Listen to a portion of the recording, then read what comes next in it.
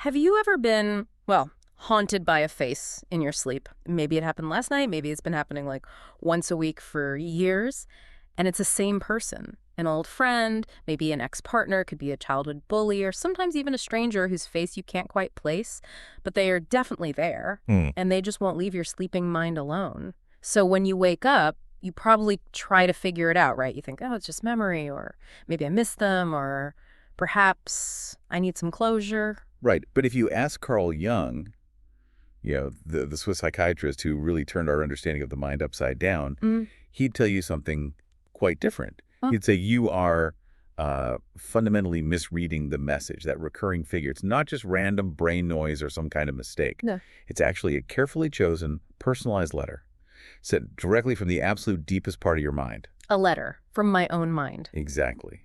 From the unconscious. Okay, that's where we're diving in today. We are going deep into the revolutionary ideas of Carl Jung. He taught that dreams aren't just, psychological junk being swept out while we sleep. Not at all. He saw them as incredibly complex, sometimes, yes, terrifying, but always valuable. Like a compass, really, Yeah. pointing you toward becoming your most authentic self. A compass. I like that. And our mission today is to try and understand the secret language of these dreams. We want to unlock precisely why that specific person keeps showing up, what part of, they might be masking, and we'll teach you how to start reading these messages for yourself. Jung called this whole journey of becoming whole individuation. Individuation, becoming whole. Yes, and the dream. He believed it's the most reliable roadmap we have for that journey. It sounds like we're basically embarking on some kind of detective work, but for the soul. And the goal isn't really about solving a crime in the past, but maybe understanding a mystery about our own future. That's a great way to put it. Precisely. Jung famously said that in each of us, there is another whom we do not know. And this other, it speaks to us every single night in our dreams.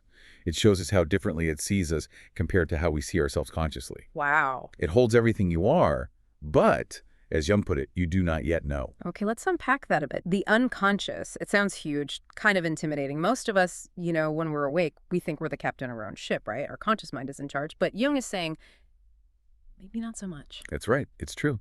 Think of your everyday consciousness, your thoughts, what you remember focusing on. Think of that as maybe a small, brightly lit ship sailing on the surface of this enormous dark ocean. Okay. That ocean, that's the unconscious. And under the surface, well, there are currents, maybe some monsters down there, but also incredible hidden treasures. It's vast. So this vast sea, the unconscious, it holds pretty much everything, like forgotten childhood stuff, deep desires we don't admit to, fears, but also potential, good and bad things. All of it. Everything we are currently unwilling or maybe just unable to see when we're wide awake. And that inability to see, that's important. Absolutely key. Because the unconscious isn't just some dusty attic storing forgotten memories. It's a highly active, creative, and importantly, purposeful system. It's constantly monitoring your well-being, both mentally and, interestingly, physically, too. Physically. Yes. And when we sleep, the conscious mind sort of steps back, takes a break from steering the ship, and the unconscious sends up signals. These signals are our dreams. Okay, so why send signals? What are the dreams actually doing? What's their function? Well, Jung saw dreams fundamentally as a spontaneous self-portrayal of your inner world. They act like a diagnostic tool. Like a doctor for the mind. Sort of, yeah. They provide this completely objective picture of what is actually going on inside you right now. They show you the truth of your subjective state, how things really are for you internally, regardless of what your conscious mind wants to believe about your job or your relationship or even your health. It sounds like having a truth-telling oracle whispering in your ear every single night. So if I'm walking around saying, everything's great, I feel fantastic, but my dream shows me running terrified from some giant monster. Then the dream is telling you, no, sorry, but there's a serious problem here you are completely ignoring. Right. Exactly. And historically, dreams were treated as powerful oracles, precisely because they seem to disclose knowledge that's just not available to us otherwise. And this knowledge isn't just about, say, emotional stress. It can connect directly to your physical reality. Okay, wait, this is where it gets kind of spooky, maybe. You mentioned dreams can warn of physical illness. How is the unconscious so connected to the body? That sounds Wow. It does sound wild, but Jung was quite firm on this. He believed the unconscious is intimately involved in regulating our organ functions, Mhm. and it seems capable of detecting subtle abnormalities long before any overt symptoms appear, often long before any doctor could possibly diagnose them. This is one of the most striking claims Jung made, and he backed it up with case studies from his clinical practice. Can you give us an example? Because that sounds almost too incredible to believe. A dream predicting illness. Absolutely. The sources he wrote about contain some really striking details of these, but let's call them prophetic warnings. Mm-hmm. For instance, he documented cases where a patient might dream intensely of some kind of inner explosion or maybe a structural collapse weeks before actually suffering an aortic aneurysm. No way. Yes. Or dream figures might appear in the dream suffering from specific organ diseases, like, say, gallbladder problems, which the dreamer then develops in reality shortly afterwards. It's as if the unconscious is acting like this highly sophisticated internal weather forecast. It's calculating an anticipatory combination of probabilities. That completely changes how you'd think about dreams. We can't just dismiss them as like random brain static after a weird meal. They could be actual high-stakes warnings, preparing us, announcing something, cautioning us about situations that might have a really long incubation period. And if we do dismiss them, well, the consequences can be genuinely tragic. We have that famous sobering story of Jung's colleague, the amateur mountaineer. He learned this lesson, unfortunately, the hardest way possible. Okay, yeah, tell us that story. It really highlights the danger of maybe conscious arrogance, ignoring the unconscious. It does. So this man was a passionate, dedicated climber, but he recounted a very powerful dream to Jung. What was the dream? In the dream, he felt fantastic, on top of the world, climbing higher and higher. He was intoxicated by the altitude, the view. He reached the absolute summit. But then driven by this kind of reckless ego, this feeling of I can do anything, he wanted to keep going up even though there was nowhere higher to go. Uh-oh. Right. So in the dream, he took one more step off the summit and immediately fell into thin air. He woke up terrified. Jung instantly felt this was a grave warning, possibly even fatal, A warning about what? about his conscious attitude, his arrogance, his excessive risk-taking in his climbing life. He was now leading him symbolically toward ruin, stepping off into thin air. And what did he do with this incredibly vital piece of information from his own psyche? He laughed it off. Yeah. He completely dismissed it, called it a ridiculous anxiety dream. He totally ignored Jung's urgent pleas to maybe stop climbing for a while, or at least take extreme caution. Oh, no. Yeah. 3 months later, while descending a rock face that was considered relatively safe, he was observed by his climbing guide to literally just step out into the air, exactly as he did in the dream. You really did it. He really did it. He fell, tragically taking his friend who was roped to him down as well. Both were killed. Jung used this awful tragedy to stress that sometimes dream analysis isn't just navel-gazing. It can literally be a matter of life and death, because the unconscious often sees the truth, the real danger, long before our ego is willing to admit it. Okay, so if these dreams are such vital messages, potentially even predicting illness or death, why don't they just speak plainly? Why don't they just say, hey, slow down on the climbing, or go see a doctor about your gallbladder? Why all the weirdness, the shifting scenes, the talking animals, the impossible events? That's a great question, and it's something that frustrates a lot of people, especially those of us who like things neat and logical. If the unconscious is so smart, why does it talk in riddles? Exactly. Because the unconscious is, by its very nature, kind of irrational and ancient. It doesn't operate by our modern conscious rules of logic and linear thought.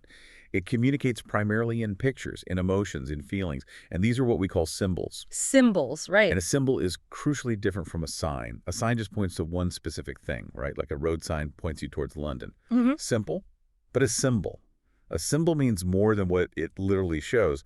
It gestures towards something deeper, often a mystery that's still unknown to the conscious mind. Okay, so it's like a secret code or maybe a shorthand designed to sneak past our logical brain that might just dismiss it otherwise. You could think of it that way. It's trying to convey a complex reality that simple words might flatten or miss entirely. Okay, let's try some simple examples. How does this work in a dream? Well, when you see a symbol in a dream, it's usually overloaded with potential meaning. Take a lion, for instance. It isn't just a big cat. Yeah. It might symbolize tremendous courage, or maybe fierce danger, or perhaps it represents a powerful, aggressive part of your own personality that's currently I don't know, caged up, or maybe just waking up inside you. And what about something like a flood? I hear people dream about A floods. flood, yeah, that's a common one. Yeah. It rarely just means water. It often symbolizes overwhelming emotions, maybe a situation in your waking life that feels completely out of control, like it's threatening to drown you. And the setting matters too, right? Like if I dream of a house. Absolutely. A house in a dream almost always represents your inner self, your psyche. The dream might be showing you which rooms you haven't visited in a while, which ones need cleaning, maybe even showing you that the foundations are shaky. Huh, okay. But we have to make a really vital distinction here between two main types of symbols. The first type is what we call the personal symbol. Personal, meaning it's just about me. Exactly. Its meaning is tied specifically to your life, your memories, your experiences.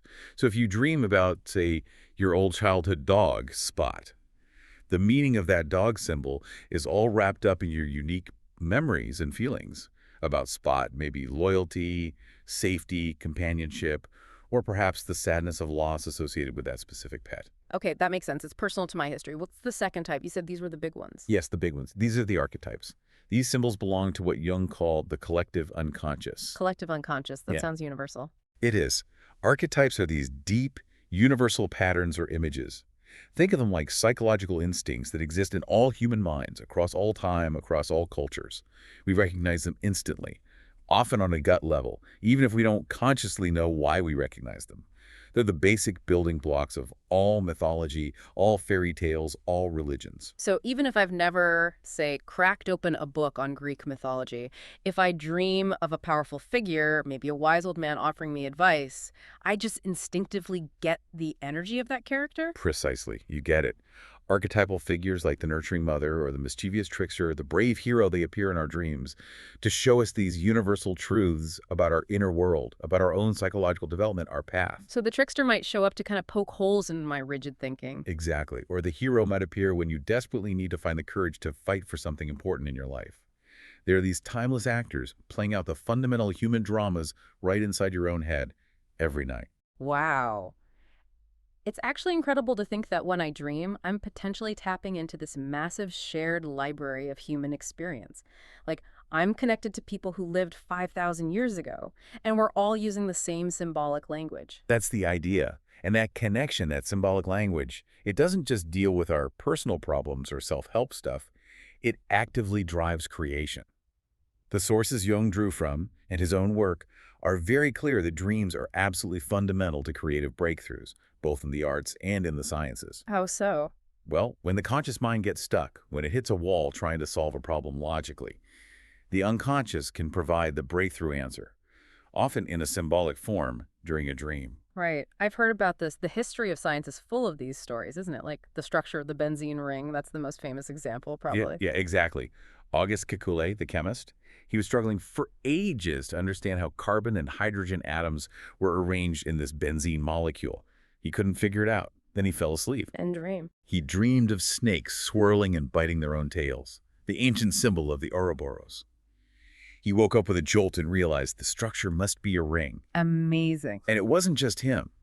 Dmitri Mendeleev apparently saw the correct order of the elements for the periodic table in a dream. And in literature, Robert Louis Stevenson famously got the basic, terrifying theme for Dr. Jekyll and Mr. Hyde from A Nightmare. So dreams aren't just telling us what's wrong with us or warning us about dangers. They are actually providing the raw source material for genius insights and major breakthroughs. Jung himself freely admitted it. He said all his greatest ideas, the very concepts we're discussing right now, like archetypes, the collective unconscious, individuation, they were first conceived in his dreams. He called his dreams the fiery magma, out of which his scientific work eventually crystallized. Fiery mag. So when we dismiss our dreams, when we just shrug them off as weird or meaningless, we might actually be shutting down a key channel to transformative power in our lives. The unconscious is constantly trying to pave the way for a richer, more developed life, and it uses these powerful symbols to do it. Okay, now we get to the absolute core of why we started this deep dive, that recurring figure, the ex, the boss, the stranger, the person who just keeps showing up. We often wake up and think, okay, I clearly need closure with them, or I must still have feelings for them. But you're saying that's usually not it. Why do I keep dreaming about that specific phase? Right. This is where we need to understand what Jung called the subjective level of interpretation. It's a crucial concept. Basically, when you dream of someone, anyone at all, your mom, your old crush, a random stranger, the dream is generally not about them as an external person living out there in the world. It's not about them. Then who is it about? It's almost always about you. Just me. So they're just actors, playing roles on my own psychological stage. Precisely. That's a perfect analogy. The people in your dreams are like masks. And these masks are being worn by parts of you. They are personified features of your own personality, maybe your emotional complexes or tendencies you have. Jung described the dream as an inner theater. An inner theater. Yes. Where the dreamer that's you is simultaneously the scene, the player, the producer, the author, the public, and the critic. Every single person, every figure in that dream is a piece of you playing a specific role in your inner drama. Okay, hang on. So if I dream I'm having this huge, furious argument with my old rival from school, I'm actually arguing with myself, a part of me. Absolutely. That's the subjective view. The tension, the anger, the energy of that argument, it belongs inside you. It's an internal conflict being staged for you to see. Wow. Okay. But then why that person? Why my old rival? Why not someone else? This is the mirror principle, right? Exactly. The mirror principle. The unconscious is incredibly efficient, and maybe even a bit cunning. It chooses the face, the person, that carries just the right kind of energy or memory, or maybe a specific quality that will stir something in you. That person acts as a perfect mirror. A mirror reflecting what? Reflecting an emotion you haven't dealt with, perhaps an unfinished story related to the quality they represent, or maybe a trait, good or bad, that you possess yourself but haven't fully accepted or integrated. So the dream uses their specific face, someone I know or recognize, to grab my attention, to point me towards some inner truth I need to see. Like maybe I need to take back some power I once gave away to them, or maybe I need to own up to having a similar quality myself. Correct on both counts. The face is the hook, it's bait. The unconscious wants you to stop focusing obsessively on the external person and start asking the crucial inward question. What quality does this person represent that I am either denying in myself or that I desperately need to reclaim right now? And very often, these recurring figures, these actors in our inner theater, they represent three really essential archetypal aspects of our own psyche. These are key players. All right, let's break down these three main players who keep showing up. Where should we start? Maybe with the most notorious one. Let's start there. First, we have the shadow. This is probably the most well-known of Jung's concepts after the collective unconscious. The shadow is essentially the dark side of your personality. Dark side, like evil. Not necessarily evil, but definitely the side you've rejected or repressed. Often this starts way back in childhood because of things your parents or teachers or society disapproved of. The shadow holds all the traits you dislike in yourself, the things you deny having, the things you fear or find embarrassing, maybe anger, jealousy, greed, laziness, insecurity. Okay, the stuff we don't want to admit to. Right. But, and this is crucial, the shadow isn't only negative, it also holds positive strengths and potential that you might have been told to suppress.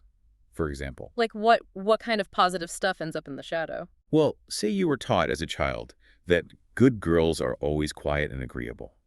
Your natural assertiveness, your loudness, your healthy aggression, your raw creativity, those powerful, vital parts of you might get shoved down into the shadow because they weren't acceptable. Ah, okay. So it's not just bad stuff, it's also potentially good stuff I've disowned. Exactly. And the energy of those repressed traits, good or bad, it doesn't just vanish. It collects in the shadow, often gaining power in the dark. In dreams, the shadow frequently appears as someone you're in conflict with, maybe a threatening stranger, a criminal figure, or sometimes just simply someone you judge very harshly in your waking life. So that person I really dislike in my dream Is very likely reflecting a disowned part of you, dark or light, that desperately needs to be faced, understood, and integrated. Ignoring the shadow, Jung warned, doesn't make it go away. It just gives it unconscious power to sabotage your life from behind the scenes. Okay, that's the shadow. What's the second key player? You mentioned it deals with gender. That's right. These are the anima and the animus. These are the inner opposite gender parts of your personality. They act as sort of bridges mediating between your conscious ego and the deeper layers of the unconscious. Anima and animus. Okay, break that down. So for a man, the anima represents his inner feminine principle. It holds qualities like intuition, emotion, relatedness, imagination, receptivity, the feeling side of life. For a woman, the animus represents her inner masculine principle. This embodies qualities like thinking, assertiveness, logic, structure, opinion, and focused will. And these show up in dreams as people of the opposite sex, who might be attractive or maybe challenging. Exactly. They appear to either challenge you or maybe charm you, always pushing you toward psychological growth, toward becoming more whole. Often in waking life, men unconsciously project their undeveloped anima onto real women, meaning they might constantly search for an emotional savior, or the perfect muse, or an idealized woman who embodies all the feeling they lack in themselves.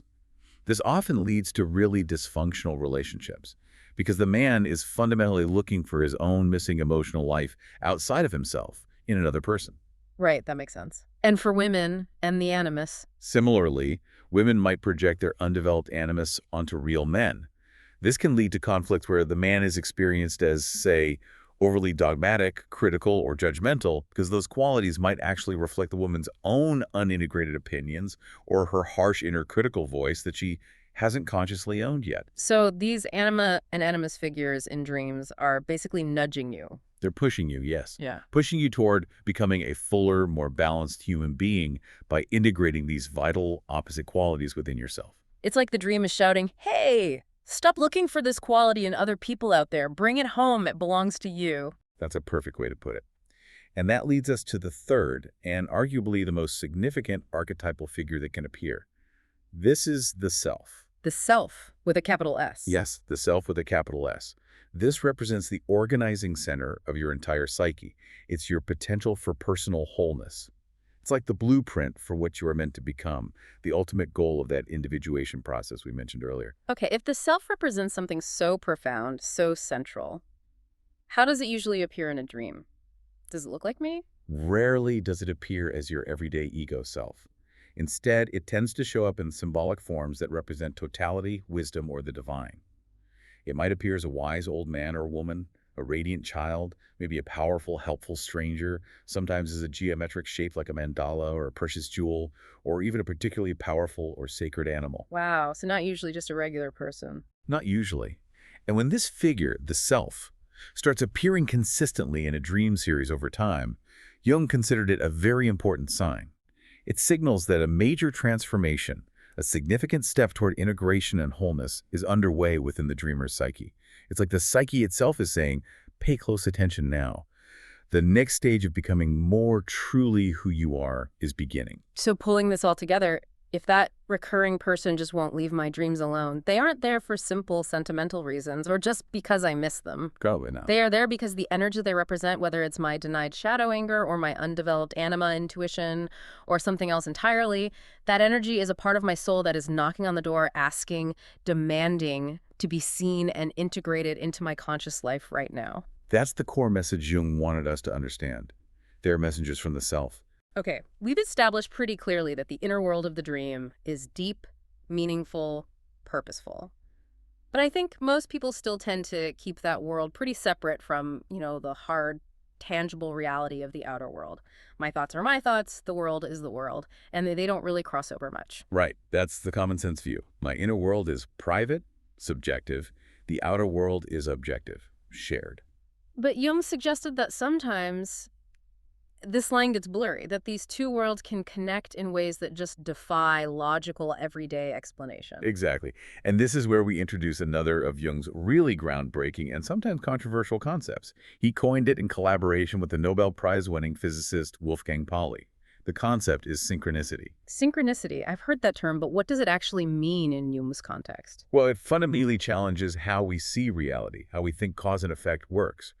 Jung and Pauli defined it as a meaningful coincidence. Meaningful coincidence, okay. It's when two or more events happen, usually close together in time.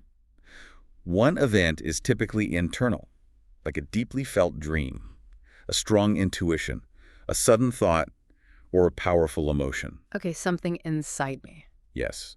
And the other event is external. Something happens out there in the world, like a chance meeting with someone, finding a specific object, hearing a particular song, getting an unexpected phone call. Right. Now, crucially, these two events, the inner and the outer, are not linked by our normal understanding of cause and effect.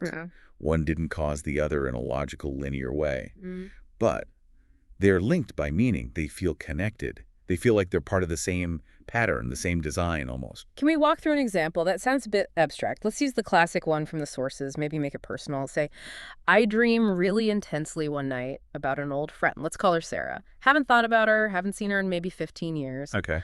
I wake up and I'm really unsettled by how vivid, how real that dream felt. Right. Now, if that were just a random coincidence, you'd probably forget about it by lunchtime, right? Yeah, probably. Synchronicity happens when maybe hours later that same day, you're randomly scrolling online and you see Sarah's name pop up in a news article you just happen to click on. Or maybe you get an email from a mutual acquaintance forwarding an old photo, and there she is. Or you turn on the radio, and the first song playing is that obscure track you only ever associated with Sarah back in the day. Whoa. Okay, yeah. That moment where the outside world seems to suddenly confirm or echo the inner reality of the dream, it stops feeling like just chance, like random static, and it starts feeling significant, like fate, maybe? Yes. That powerful feeling of significance, of uncanny connection, that's the absolute signature of synchronicity. Jung theorized that this is your psyche and the external world somehow aligning, maybe even conspiring together to deliver a particularly important message. Inspiring. In a sense. It suggests that the unconscious isn't just trapped inside your skull. It seems capable at certain moments of reaching out, of resonating through the fabric of reality itself, as some have put it. But why? Why would this happen? What's the significance of this powerful, strange alignment between my inner dream and the outer world? Jung believed synchronicity often signals that you're standing at a kind of psychological threshold. You might be approaching a major life change, a big decision point. Or, perhaps more often, it signals that you are strongly resisting a crucial truth, maybe avoiding dealing with a difficult loss, or dragging your feet on a transformation that the unconscious is really pushing for. So the world steps in to kind of amplify the message, apply more pressure. That's a good way to see it. The sudden reappearance of that recurring dream figure, not just in your dream, but now maybe echoed in real life through a synchronistic event, that means the world itself might be amplifying the very message the dream was already trying, perhaps unsuccessfully, to get through to you. Ah, okay. So let's connect it back. If the recurring person in my dream is maybe a puzzle piece representing my shadow, something I need to integrate, and then I experience a synchronicity related to them or the quality they represent. Then it's like the universe, or at least your deeper psyche interacting with the world, is giving you a strong confirmation. It's saying, yes, this is important. You need to deal with this energy, integrate this piece now. Wow. Absolutely. Until you find a conscious place for the energy this recurring figure represents, something inside you will likely remain incomplete, maybe even stuck. That dream figure, especially when amplified by synchronicity, is not there for simple closure or to trip down memory lane.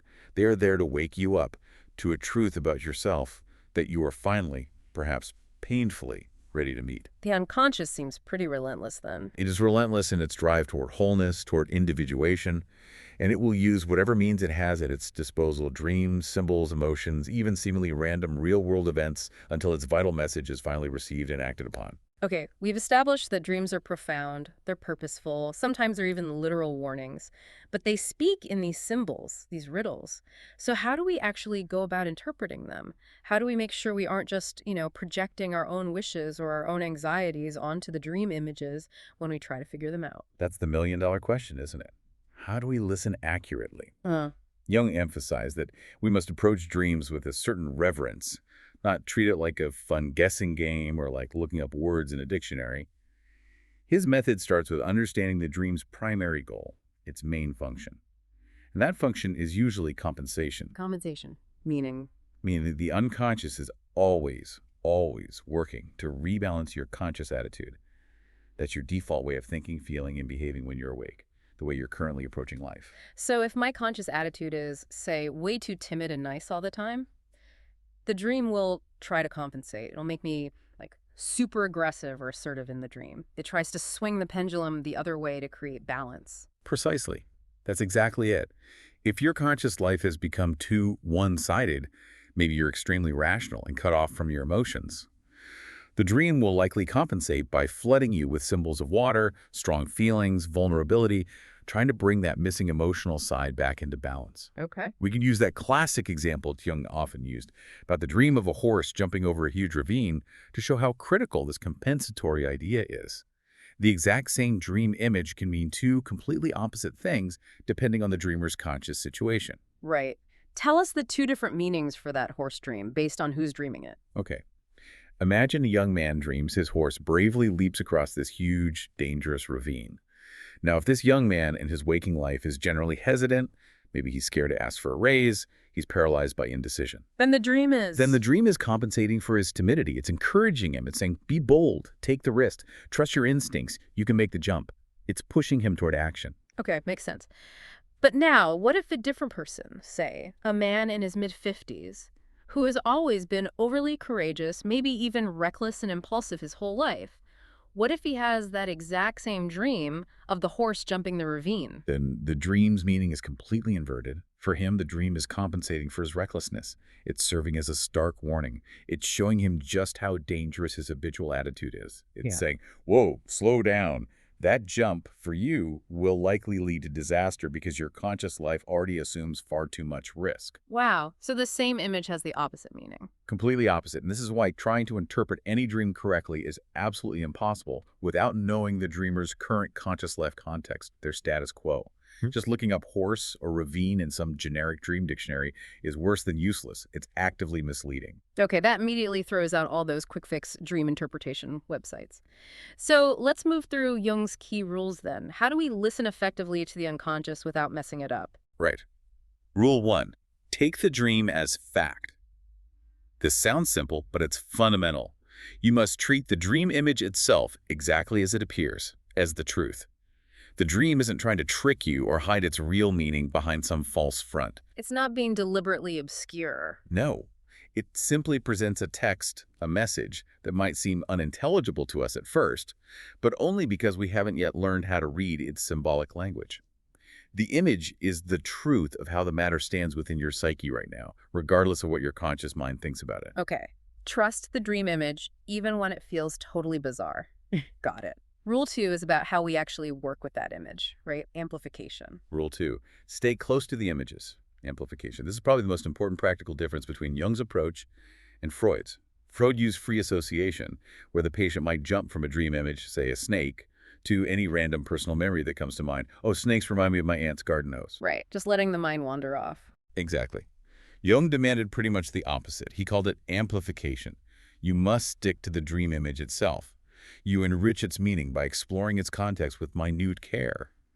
You ask, what is this image, both personally and universally? Okay, can you give us a detailed example? Amplification versus free association. Let's use, maybe dreaming of holding an ancient sword. Okay, perfect. An ancient, glowing bronze sword. Free association might lead you to say, oh, swords make me think of that argument I had yesterday, or my dad collected knives. It wanders away from the image. Right, so how would Jungian amplification work with the sword? Amplification sticks with the sword, you'd ask. What is a sword? A weapon, something that cuts, defends, decides. What does bronze symbolize? Ancient times, durability, maybe value and alloy. What about a glowing sword? Suggests magic, special power, illumination, consciousness. And then you connect it to broader universal mythology and symbolism. King Arthur's Excalibur, the weapon of the hero, the power to cut through illusion or confusion, the symbol of authority or justice. Wow, okay, that's much, much richer. We're connecting the personal dream image to the whole collective human story about swords. And then we bring that amplified meaning back to the dreamer. Exactly. You bring all that richness back and ask, okay, given what's happening in your life right now, what does it mean that you are holding this kind of powerful, ancient, illuminating sword in your dream? Perhaps it means you have the inner resources, the heroic strength, to conquer the problem you're facing. But only if you consciously acknowledge and wield that power, you rescue the image's original depth. That makes so much sense. Okay, rule 3, establish the conscious context, status quo.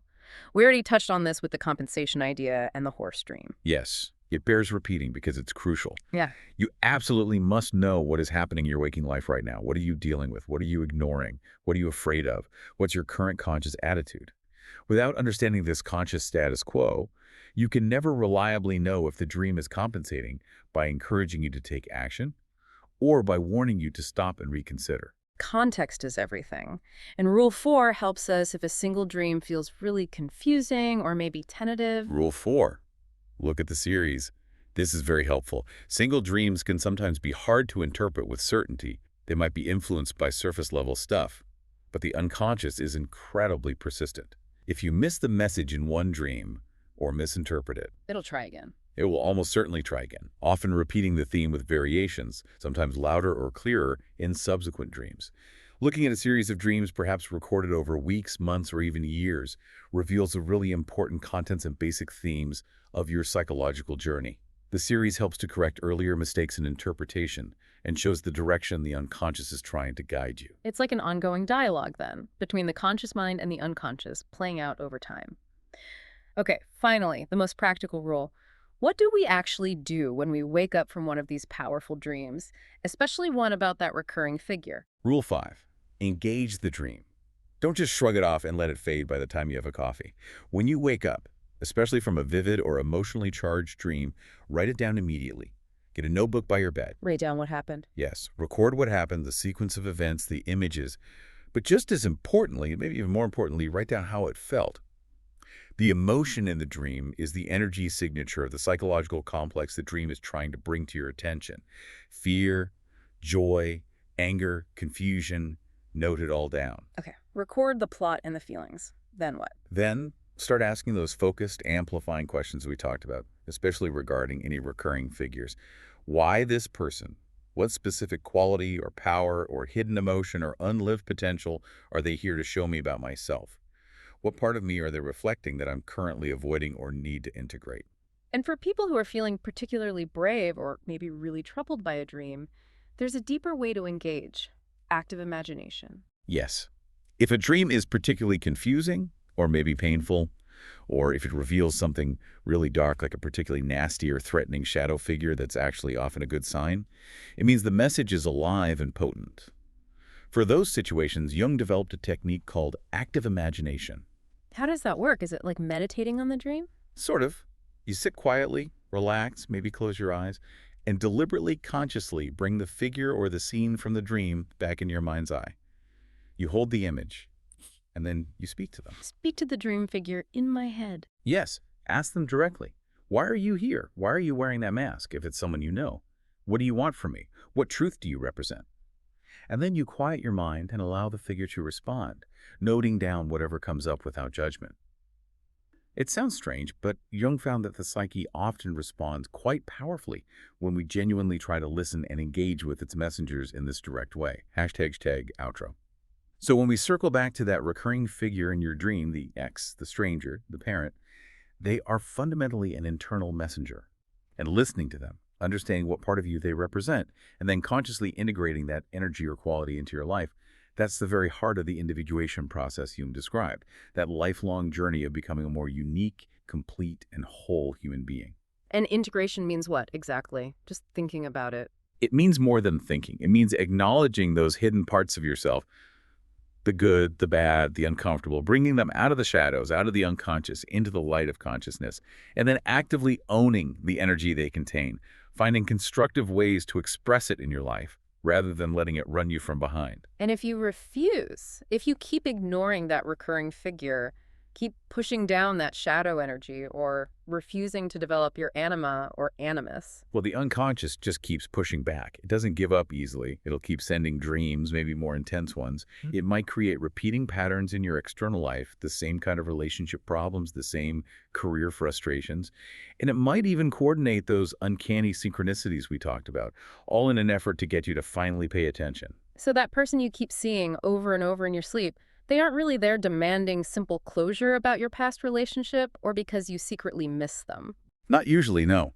They are there because the powerful, often unacknowledged energy they carry for you has not yet been properly understood and integrated into your conscious life. They are there, fundamentally, to wake you up to a truth about yourself that you are finally, perhaps only now, ready to meet. Jung taught, didn't he, that the things you ignore, the things you refuse to look at within yourself, those are the very things that end up ruling your life from the shadows. That's a core tenet, yes. What you resist persists and often controls you unconsciously. So maybe the final thought for everyone listening is this. The next time that person shows up in your sleep, don't just shrug it off as weird brain static or simple nostalgia or fear. Try treating it like a genuine, important letter that demands an answer. Ask yourself, Is this dream, is this moment calling me to take some kind of action in my life? Is it demanding a significant change in how I see myself or how I live my life consciously, a change that maybe until now I've been too afraid to make? Exactly, because your dream isn't just a jumble of random pictures from your day. According to Jung, it's arguably the most valuable compass you possess, and it's almost always pointing you toward the difficult, perhaps, but ultimately necessary path that leads toward greater freedom, greater wholeness, and greater truth.